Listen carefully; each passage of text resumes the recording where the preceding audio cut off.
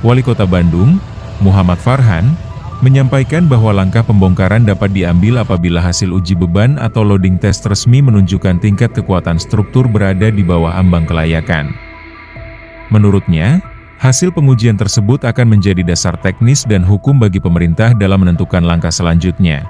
Farhan menjelaskan bahwa hingga saat ini teras Cihampelas, khususnya pada segmen 2, diketahui tidak memiliki persetujuan bangunan gedung, PBG, maupun sertifikat layak fungsi, SLF, yang sah.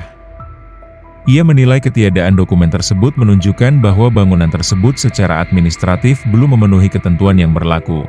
Meski demikian, Farhan menegaskan bahwa pemerintah daerah tidak akan gegabah dalam mengambil keputusan. Ia menyebutkan bahwa Pemkot Bandung masih menunggu hasil kajian teknis dan penelitian mendalam yang dilakukan oleh sejumlah ahli, termasuk dari aspek struktur, keselamatan, dan hukum. Ia menambahkan bahwa hasil penelitian tersebut harus dapat dipertanggungjawabkan secara akademis dan diakui secara hukum. Apabila kajian tersebut menyimpulkan bahwa pembongkaran memang diperlukan, maka Pemkot Bandung akan mengajukan permohonan resmi kepada Direktorat Jenderal Kekayaan Negara untuk memperoleh persetujuan terkait status aset dan tindakan pembongkaran.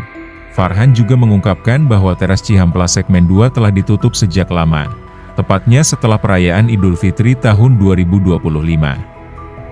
Penutupan dilakukan karena adanya laporan dan temuan terkait getaran pada struktur bangunan yang dirasakan cukup kuat.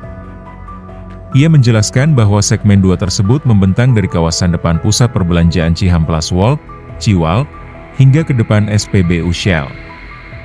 Meskipun kawasan tersebut memiliki daya tarik visual dan pemandangan kota yang cukup baik, aspek keselamatan tetap menjadi prioritas utama. Menurut Farhan, getaran pada bangunan pernah dirasakan secara langsung saat pemerintah kota menggelar kegiatan senam massal yang diikuti sekitar 200 orang. Pada saat itu, getaran terjadi secara tiba-tiba sehingga seluruh peserta yang berada di atas bangunan langsung dievakuasi untuk menghindari risiko yang tidak diinginkan. Berdasarkan pengalaman tersebut, Farhan menyatakan bahwa pihaknya akan melakukan penyelidikan teknis secara menyeluruh terhadap struktur bangunan teras Cihampelas. Selain itu, perawatan sementara juga akan dilakukan untuk mencegah kerusakan yang lebih parah.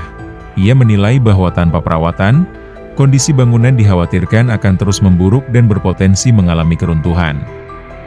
Oleh karena itu, langkah antisipatif menjadi sangat penting demi keselamatan publik. Farhan juga menyampaikan bahwa meskipun bagian atas teras Cihampelas masih ditutup, pemerintah tetap berupaya melakukan penataan pada bagian bawah bangunan. Penataan atau beautifikasi dilakukan agar kawasan tersebut tidak terkesan kumuh dan tetap nyaman bagi masyarakat, sejalan dengan arahan Gubernur Jawa Barat.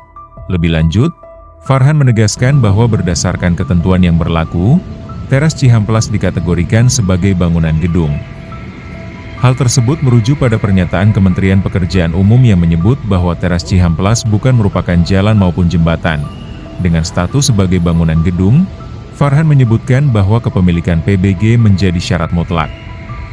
Namun, karena bangunan tersebut tidak memiliki PBG, maka secara otomatis juga tidak mengantongi sertifikat layak fungsi.